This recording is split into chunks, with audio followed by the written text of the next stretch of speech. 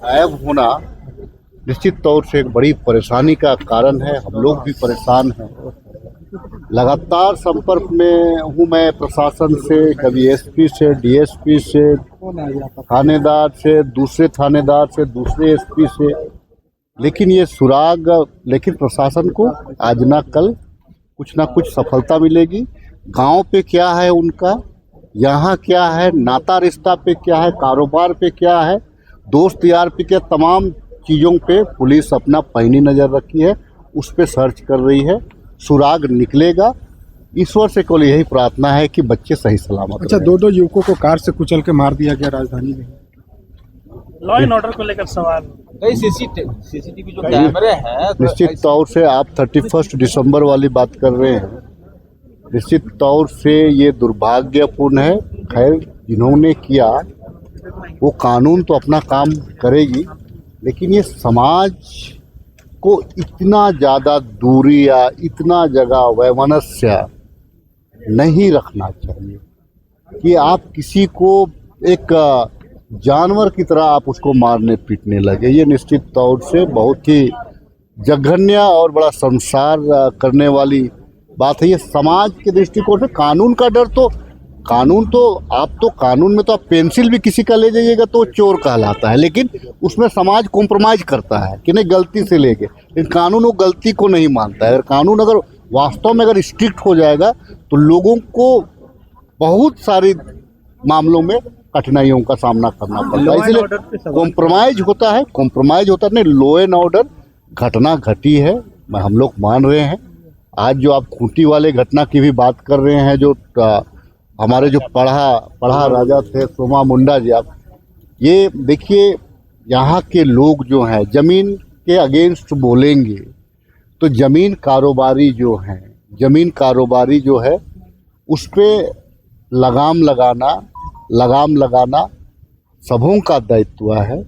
उसको संरक्षित नहीं दिया जाना चाहिए। अगर नहीं मिलेगा तो खुद ब खुद अपराध में कमी आएगा। अच्छा विधायक जी, पेशा कानून को लेकर जो सवाल उठ रहे हैं, निशा उरांव ने राज्यपाल से मुलाकात की, आप कैसे देखते, चूंकि टीएससी में आप पढ़े हैं ना, विरोध कर रहे हैं, हार के फेंक दिया जा रहा है। बाबूलाल जी का जो सवाल है, कांग्रेस के ही नेता उसको बल दे रहे हैं। मतलब रामेश्वर उरांव तो बोल ही रहे हैं, एक अधिकारी IAS अधिकारी भी जो है, जो IRS अधिकारी जो उनकी बेटी हैं, वो तो मुखर होकर बोल रही हैं कि इसमें जो है बहुत मतलब जो ड्राफ्ट था वो ड्राफ्ट बिल्कुल बदला हुआ है। देखिए, मैं इसमें 2 लाइन बोलना चाहूँगा। निशा उरांव जी ये कह रही है कि जिस टाइम में उसको यहाँ का डायरेक्टर थी तो उसको लीड कर रही थी कि भाई ये अब आपने क्या लीड किया, क्या जमा किया, ये आमजन नहीं जानते हैं, पहली बात है। दूसरी बात है कि भाई जब ड्राफ्टिंग हुआ उसके बाद में ये सभी मामले आ रहे हैं, जब प्रकाशित हुआ तब। मुझे एक चीज़ बताइए, भाजपा का देखिए भाजपा का मूल मकसद है कि स्टार्टिंग में जिस प्रकार से उन्होंने डिलिस्टिंग का बात चलाया तो अब वो उसको डिलिस्टिंग में जोड़ना चाहती है भाजपा। अगर बाबूलाल मरांडी जी को दर्द है तो बहुत शासन उनको मिला था, उसको करना चाहिए था। लेकिन 100 बात की एक बात मैं जरूर कहना चाहूँगा कि संविधान के अंडर में है पेशा से संविधान नहीं है, संविधान के बाद पेशा है। नहीं, दर्द तो मैं वही बात को मैं कह रहा हूँ, संविधान के बाद में पेशा है। हमको संविधान बहुत सारे अधिकार देते हैं, और यहाँ भी जो है कि पेशा उस व्यवस्था को बनाने का एक ये है। तो बहुत सारे लोग जो है कि आप अगर उस दिशा में जाएंगे तो वो सिर्फ राजनीतिकरण होगा। और रही बात ये ड्राफ्टिंग की, तो संविधान में भी कई एक संशोधन हुए हैं।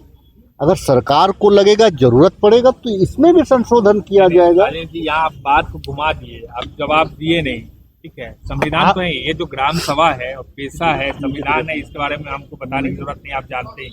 पेशा क्या है, वो संविधान क्या है, दोनों अलग अलग चीजें। बल इसलिए मिल रहा है क्योंकि आपके पार्टी के भीतर के लोग बोल रहे हैं। और निशा उरांव के बारे में आपने बोला, लेकिन ये नहीं बोला निशा उरांव इतनी मुखर होकर एक IFS अधिकारी अपने ही सरकार के खिलाफ में जो है इस तरह से मुखर होकर बोले। अधिकारी किसी सरकार के होते हैं क्या? फिर भाई रामेश्वर उरांव ने तो बोला था ना उस दिन बैठक में, आप भी थे ना उस बैठक में? नहीं, मैं इत्तेफाक से मैं वहाँ पे नहीं था।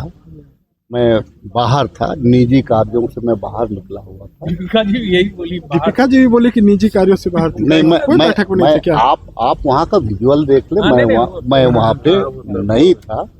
अगर मैं रहता तो उस टाइम में क्या प्रेजेंट घटना हुई तो उस घटना को देखता और उस पर फिर लिखता। ठीक है अच्छा, नियमावली पढ़े, उसमें सब चीज सही है। संशोधन की जरूरत मानते हैं आप पढ़े हैं ना, उसमें आपको क्या लगता है?